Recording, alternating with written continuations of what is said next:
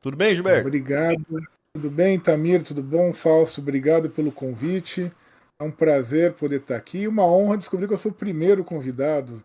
Eles É, começaram mal mesmo, hein? Os primeiros são os mais importantes, pô, convidado de honra. E vamos lá, a gente, ó, convidou o professor para vir aqui hoje para falar de um tema muito importante que é a Eletrobras, se ela será reestatizada. Então, deu lá no Valor Econômico no dia 12/2, pelo Christopher Garman, o diretor executivo para as Américas do Grupo Eurásia, Christopher Garman, discute se o governo Lula conseguirá reverter a privatização da estatal, comentando a ação da AGU no STF que contesta os dispositivos da lei de desestatização da empresa.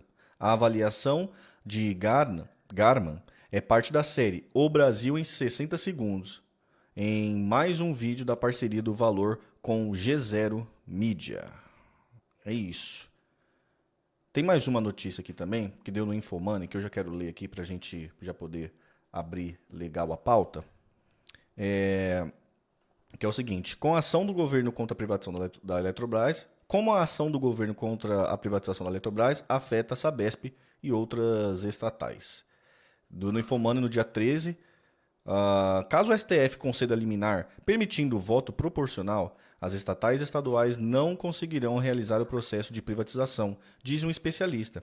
A decisão do governo federal de buscar o Supremo Tribunal Federal, o STF, para rever a regra que limita o poder do voto na Eletrobras e os sinais de que o governo pode ir além dessa primeira medida aumentaram a percepção de risco de investidores, não apenas sobre a estatal, como também em outras empresas do setor elétrico e de serviços públicos, em particular aquelas com perspectiva de privatização à vista, como a Copel, a CEMIG e Sabesp, na visão de especialistas ouvido pela reportagem.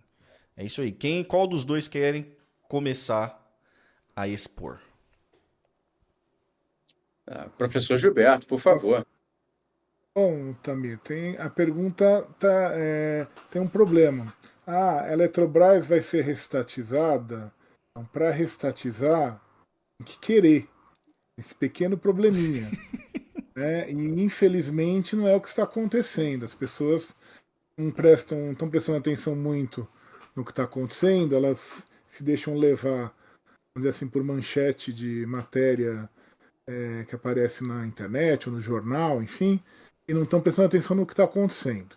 Então, para deixar as coisas claras, o Fausto já mencionou aqui uma série de questões da Eletrobras. A Eletrobras é a única empresa, é única no mundo. Ela conseguiu construir um sistema interligado de energia num país de dimensão continental. A China não tem isso, os Estados Unidos não tem isso, a Rússia não tem isso. Como também mencionou o Fausto, o Roberto Araújo sempre falam, e outros, o Bicalho e tantos outros. Vem gente do mundo inteiro estudar como foi feito o sistema da Eletrobras. Tem um detalhezinho que tem que ser falado. O Fausto lembrou que a energia elétrica é monopólio natural. Tem mais do que isso em termos econômicos. Em termos jurídicos, energia elétrica é serviço público. Não sou eu que estou dizendo isso, não estou inventando isso, é a Constituição que fala isso. A Constituição do Brasil, aliás, desde os anos 30, já fala que energia elétrica é serviço público de competência da União, ou seja, um serviço público federal. Então, todas essas concessionárias de energia, mesmo quando elas eram estatais, o Estado, então em São Paulo tinha a CESP, tinha a Eletropaulo, elas eram concessionárias federais, porque o serviço público da energia elétrica ele é da União, então são concessionárias federais. O Fernando Henrique começou o desmonte, privatizando várias delas, né? Só que a Eletrobras ela se segurou. E ele ainda tentou colocar a Eletrobras no processo de privatização ao final do seu mandato, e não deu tempo dele privatizar a Eletrobras. O Lula, tem que ser dito, no primeiro governo, tirou a Eletrobras da lista, né, da relação de empresas para serem privatizadas.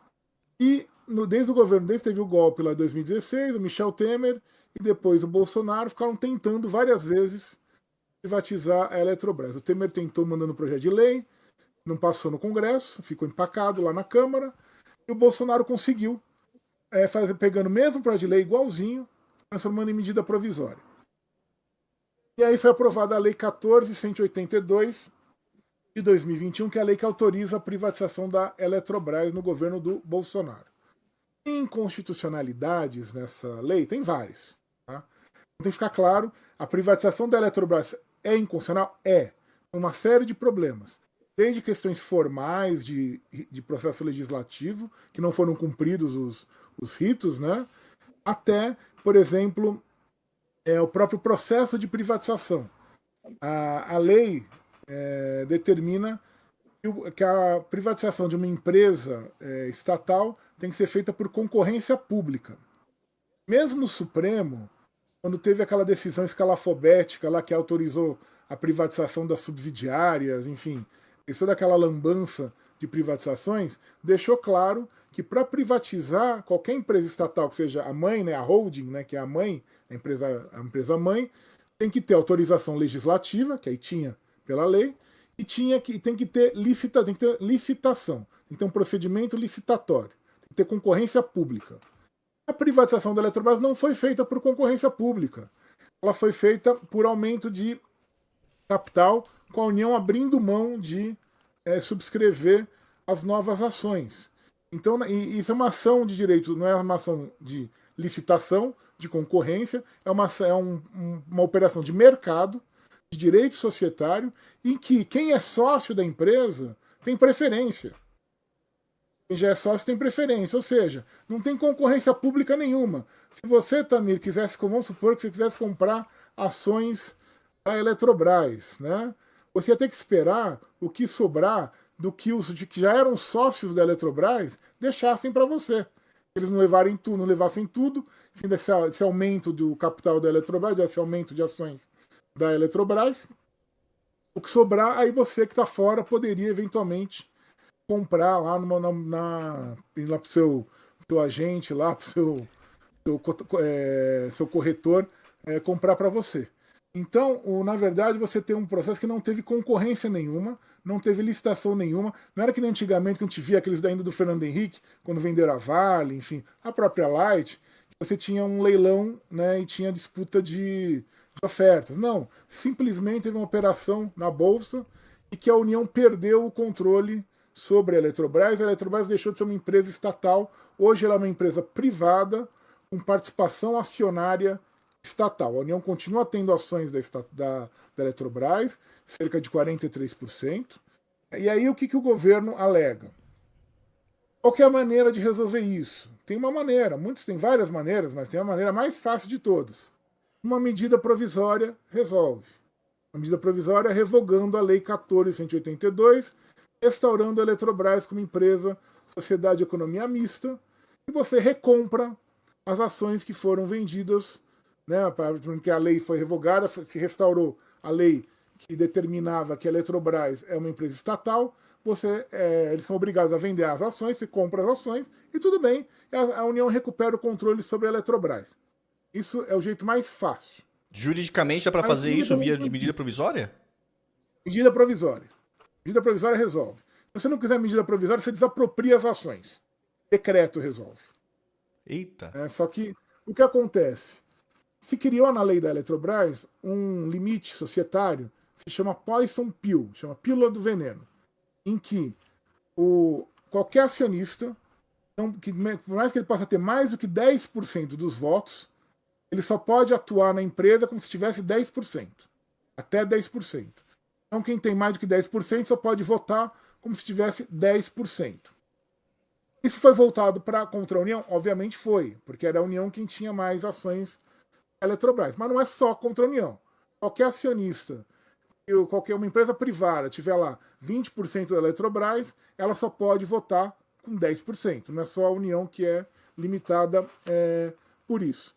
E se criou uma multa para se alguém quiser comprar mais ações da Eletrobras que passe de 10%, então você tem uma multa lá, ação vale o dobro ou o triplo, tem lá uma multa para o preço de ação, que é para impedir que se formem grupos controladores. A ideia é ter uma empresa pulverizada, não ter grupos controladores. Pois bem, então a União poderia simplesmente comprar normalmente? Poderia ter esse problema da multa. Então por isso que estou falando que tem que fazer a medida provisória revogando ou desapropriar, você escapa dessa questão. Mas isso é uma questão de direito societário, de organização da empresa, que foi colocada na lei de privatização da Eletrobras. Isso não tem nada de constitucional ou inconstitucional. E aí é o problema, é isso que eu quero chamar a atenção.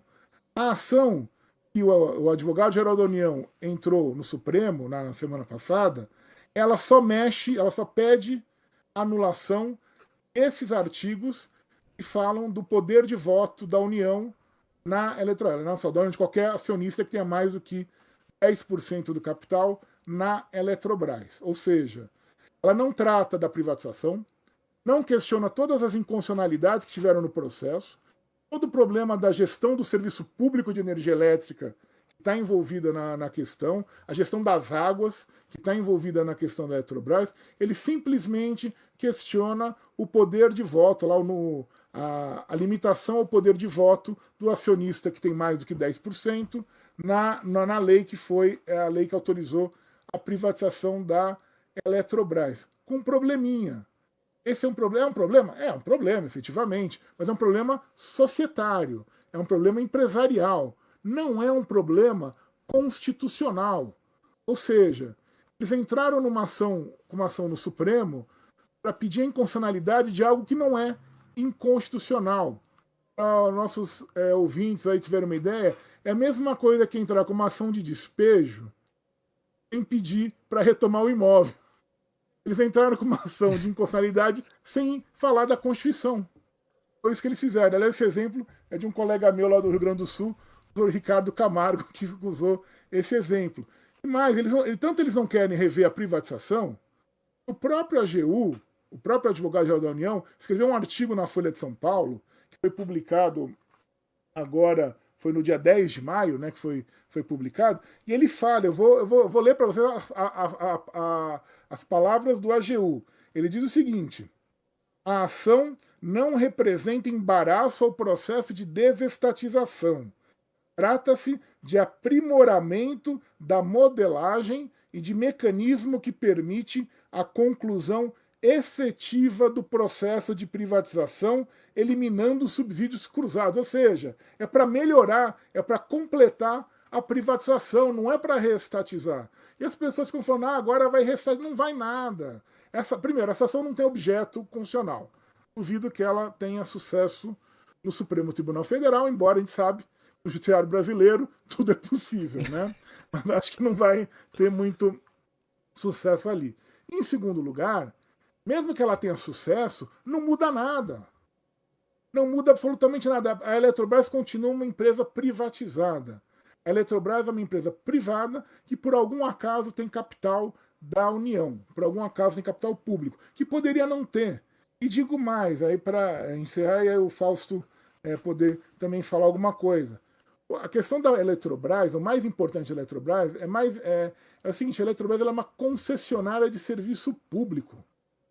Ou seja, tudo que a Eletrobras faz, assim como a Light, né, assim como a Eletropaulo, enfim, todas essas concessionárias de energia elétrica, que a energia elétrica é serviço público, elas prestam serviços públicos, são serviços essenciais, que não podem faltar.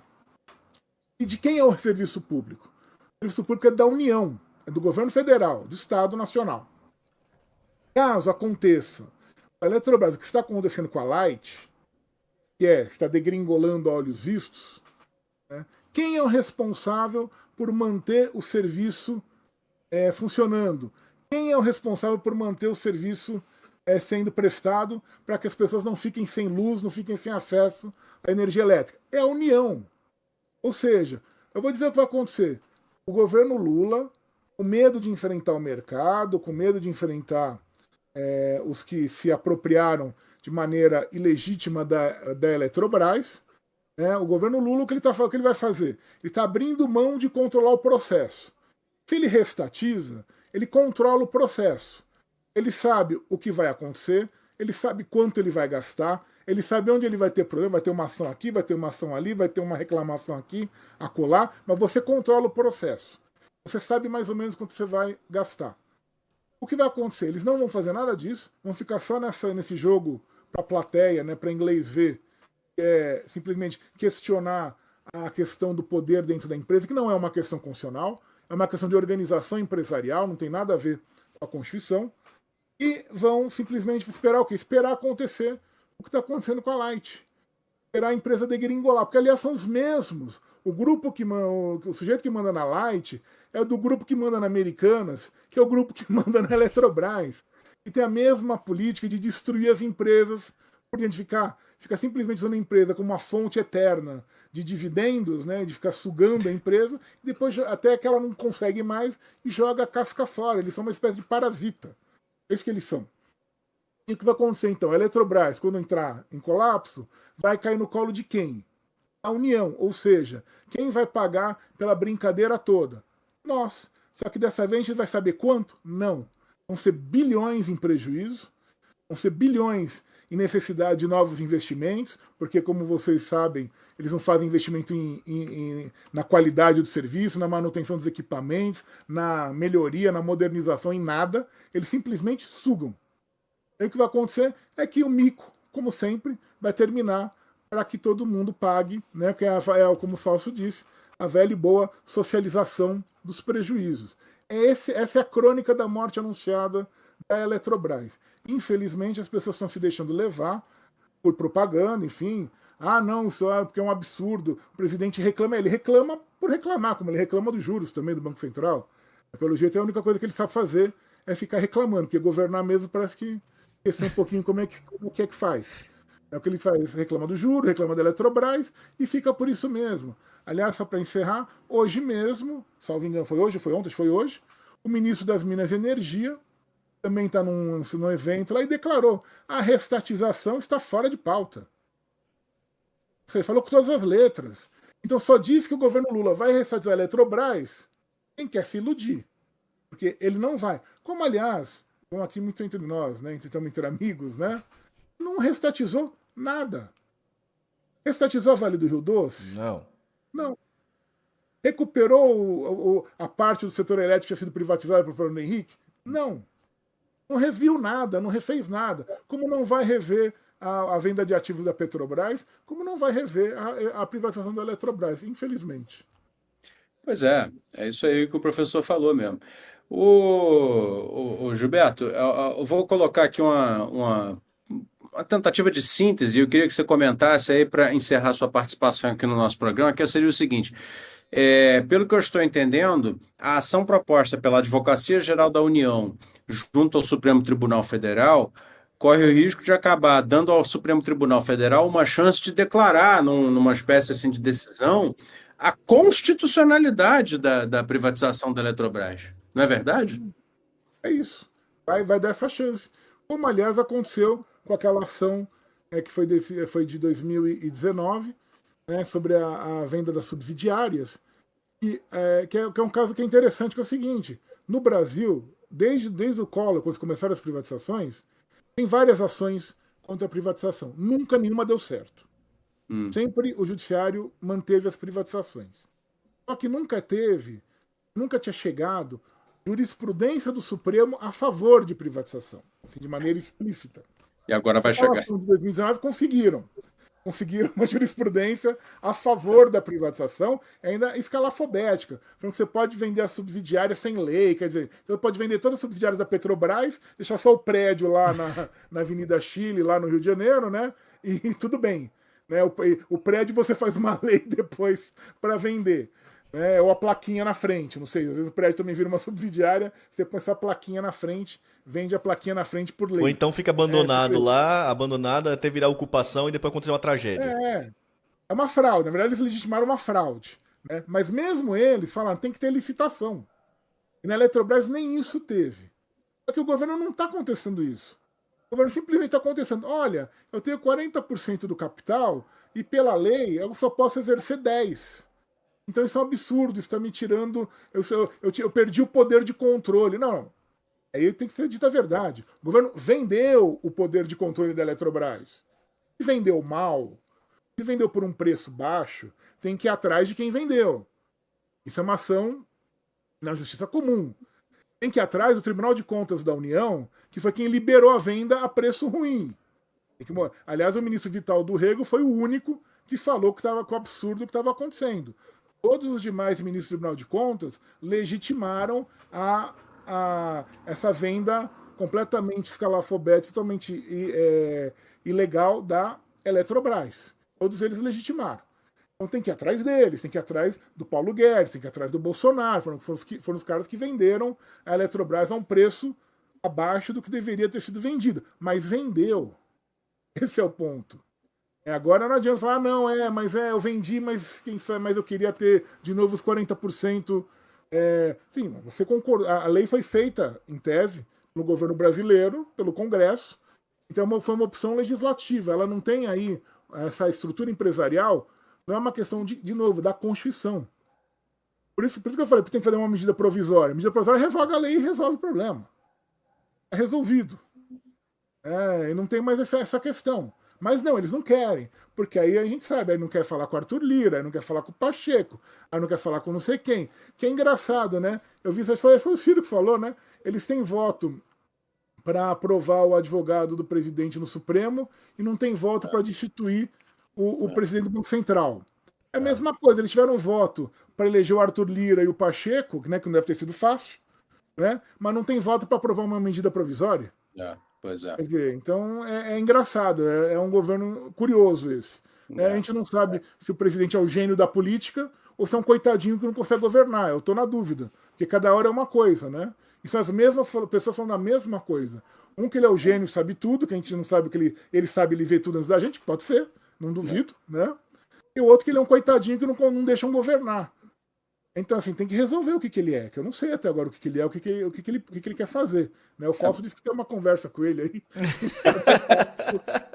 Conta pra gente depois dessa conversa. Mas é isso, Fausto. Essa ação corre o risco de ser uma ação que legitime a privatização da Eletrobras, porque ela não tá questionando as verdadeiras inconstitucionalidades da privatização. São a questão do modelo, são a questão do serviço público, a questão do regime de águas, todas essas questões que são essenciais e que não foram esclarecidas ou que foram maltratadas, enfim, na elaboração dessa legislação que autorizou a privatização da Eletrobras. Mas por que vocês acham que a AGU tá entrando com um pedido que não faz, tipo assim, que não vai mudar nada? Pra jogar pra galera?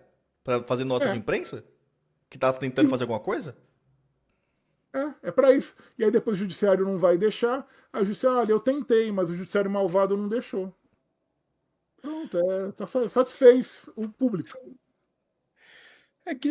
É o tal negócio. Existe uma certa consciência culpada, né, das pessoas que, no fundo, sabem que esse sistema, né, quer dizer, que tem uma tensão ali entre manter expectativas de que o governo seja uma determinada coisa e o choque de realidade de que ele de fato não é esta coisa que devem esperar que seja.